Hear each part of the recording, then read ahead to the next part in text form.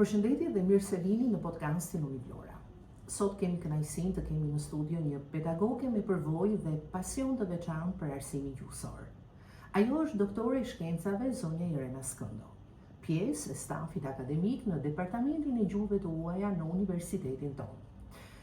Me një karrierë të konsoliduar në mësimdhënie dhe me angazhim të vazhdueshëm në zhvillimin e programeve universitare, zonja Skëndo është një zë i rëndësishëm në fushën e gjuhës angleze.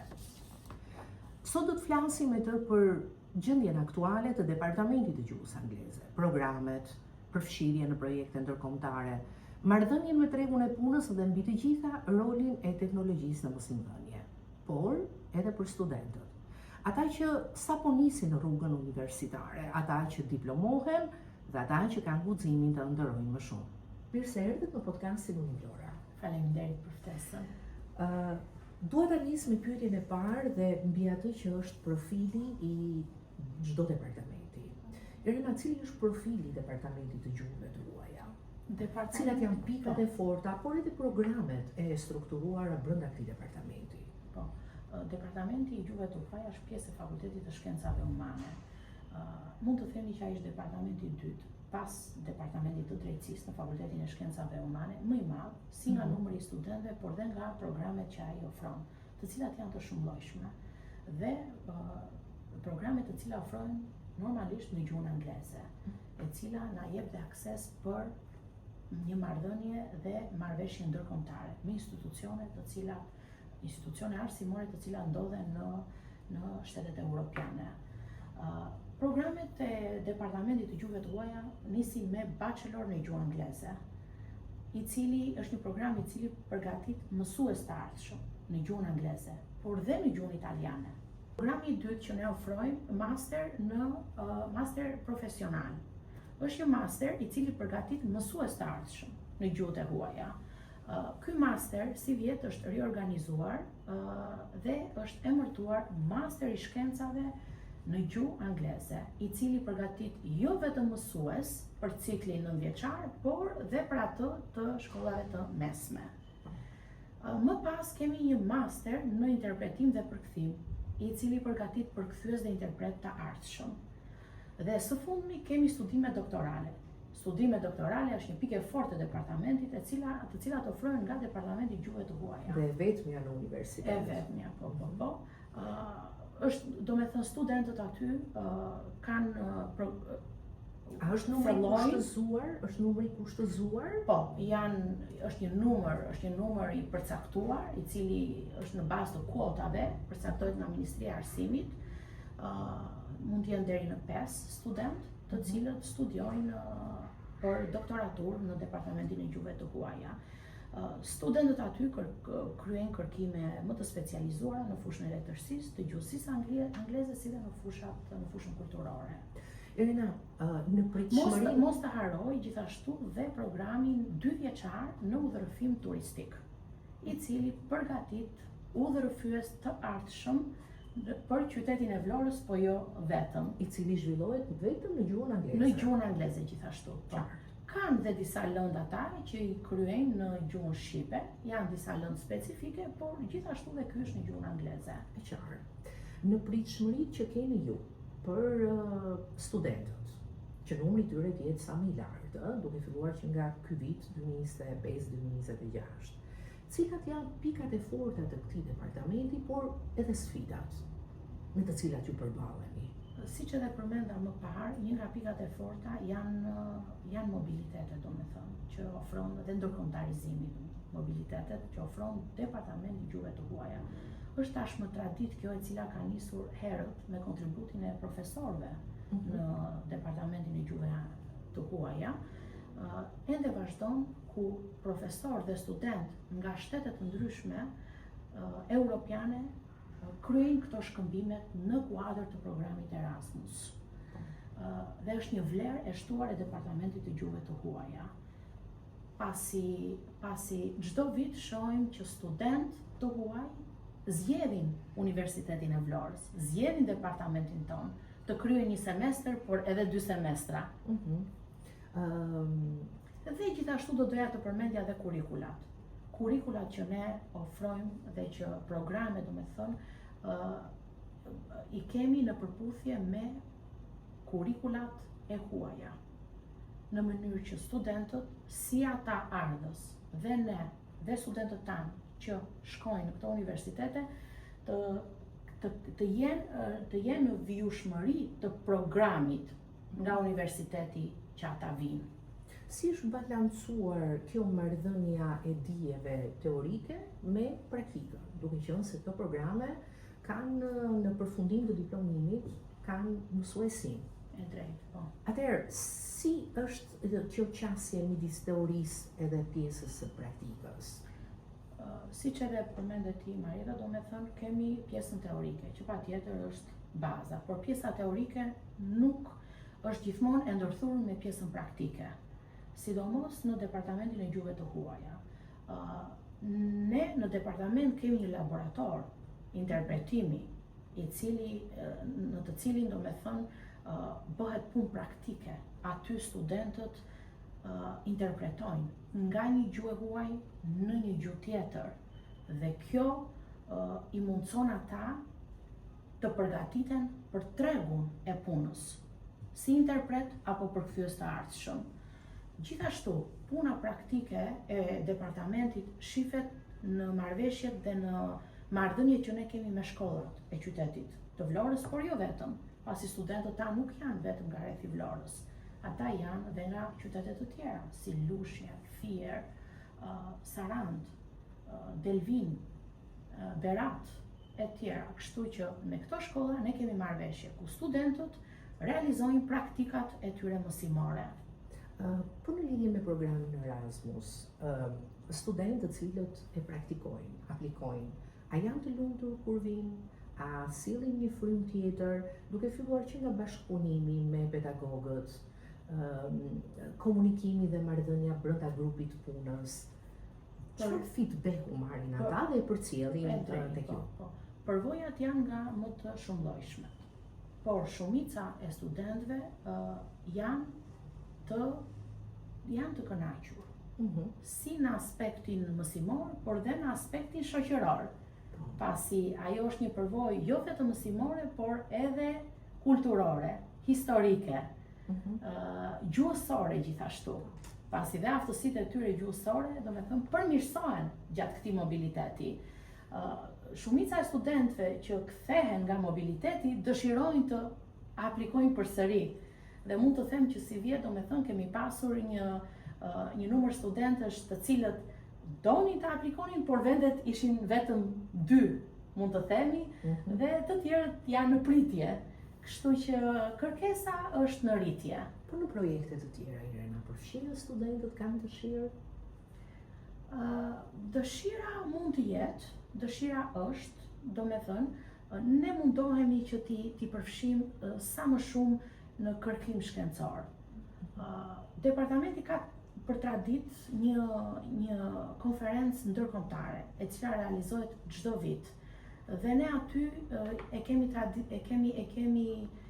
e ndjejmë si përgjegjësi, e ndjejmë dhe kemi dhe si dëshirë që studentët jenë pjesë e asaj konference gjatë gjithë kohës, me punime ose dhe në moderim dhe në angazhim i përgjithshëm. A ndiqni ju rrugtimin e studentëve pas diplomimit të tyre? Si është marrëdhënia juaj me ta? Mundohemi që të mbajmë marrëdhënie me studentët të cilët diplomohen, pasi mund të themi që studentët që diplomohen dhe që përfundojnë studimet bachelor në gjuhë të huaja, ata do me thënë aplikojnë përsëri për studimet të nivelit master, por dhe nga ata për studimet e nivelit të ciklit të tretë të studimeve. Mundohemi që të mbajmë marrëdhënie, pasi këto marrëdhënie janë në vazhdimsi dhe për të mirën e programit. Si në takime, si në konferenca, ata janë pjesë gjithmonë të departamentit të gjuhëve të huaja. Kemi një program të ri si vjet për këtë vit akademik 2025-2026? Programi i vetëm, i cili është riorganizuar si vjet, është masteri i shkencave në gjuhë angleze, i cili do të vi në ndihmë studentëve, do të thënë, ose nxënësve të cilët duan të diplomohen në mësuesi, por për shkollat e mesme, jo vetëm për nivelin 9-vjeçar. Irena, çfarë roli luan departamenti për tregun e punës? Tregun ndërkombëtar të mësimit kryesisht. Departamenti i Gjuhëve të Huaja ka një infrastrukturë të konsoliduar për tregun e punës, që do të thotë si në aspektin e faciliteteve, për përgatitjen dhe për prodhimin e studentëve cilësor për tregun e punës, por dhe në aspektin e programeve, të cilat i kemi në përputhje me programet ndërkombëtare.